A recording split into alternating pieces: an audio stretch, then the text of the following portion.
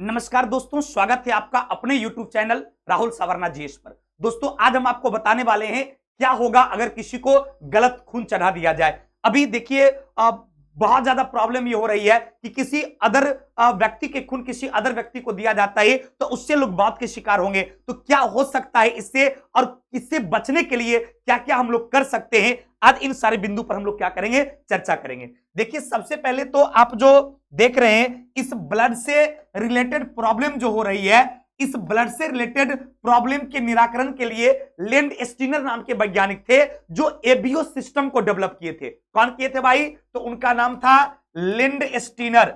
कभी कभी देखिए आपसे एग्जाम में यह सवाल पूछा जाता है कि आपका ये ब्लड जो है, इस ब्लड ग्रुप के बारे में किसने बताया था? तो आपका लेंड स्टीनर ने बताया था। किस आधार पे? तो आपका एबीओ सिस्टम के आधार पे। किस आधार पे भाई? तो एबीओ सिस्टम के आधार पे। अब कैसे लोगों को गलत खून नहीं चढ़ाया जाएगा, उसका अंजाम क्या होगा, इस पर हम लोग चर्चा करते हैं। देखिए, आपका जो ब्लड होता है इसमें दो प्रकार की कोशिकाएं होती है।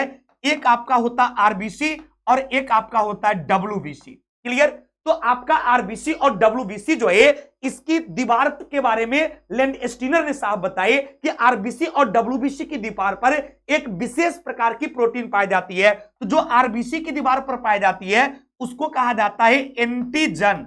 क्या कहा जाता है भाई? इसको एंटीजन कहा जाता है। और डब्ल्यूबीसी के बारे में क्या कहा गया? इसकी दीवार पर जो पाया जाता है उसको एंटीबॉडी कहा जाता है। क्लियर? इसकी संख्या भी दो है, एक ए और बी, और इसकी संख्या भी दो है, स्मॉल ए और स्मॉल बी।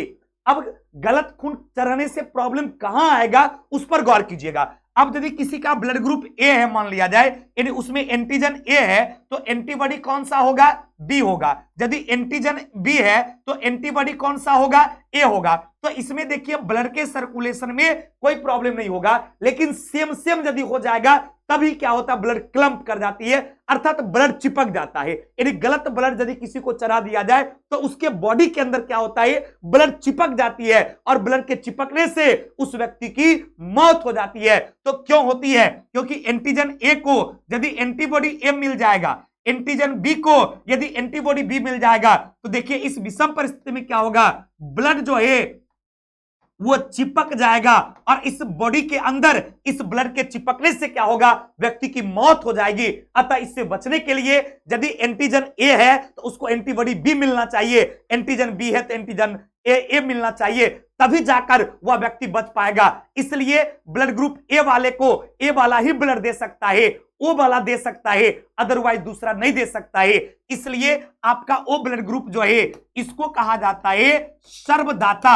यानी ब्लड ग्रुप ओ जो है वो किसी को भी ब्लड दे सकता है। क्यों पता है? क्योंकि ब्लड ग्रुप ओ जो है इसके पास कोई भी एंटीजन नहीं पाया जाता है, इसमें किसी भी प्रकार के एंटीजन नहीं होते, अतः ये किसी को भी ब्लड दे सकता है। बाद में कि अदरवाइज यदि ए वाला को बी वाला का दे दिया जाए, ए बी वाला का दे दिया जाए, नहीं, तब क्या होगा, उस व्यक्ति की मौत हो जाएगी। ये परिणाम था गलत ब्लड चढ़ाने का, और हम उम्मीद करते हैं कि आपको ये वीडियो बहुत अच्छा लगा होगा और आप सीखे होंगे कि कभी भी किसी स्थिति में किसी भी व्यक्ति को गलत ब्लड नहीं चढ़ानी चाहिए। चाहे कितना भी इमरजेंसी हो, चढ़ाना हो तो आंख बंद करके वो निगेटिव वाले ब्लड चढ़ा दीजिए, अन्यथा दूसरा ब्लड बिना चेकअप का मत चढ़वाइए, हड़बड़ी में गड़बड़ी हो सकती है। अच्छा लगा होगा तो आप लोग और लोगों को भी शेयर करके जानकारी जरूर दीजिएगा। Thank you very much.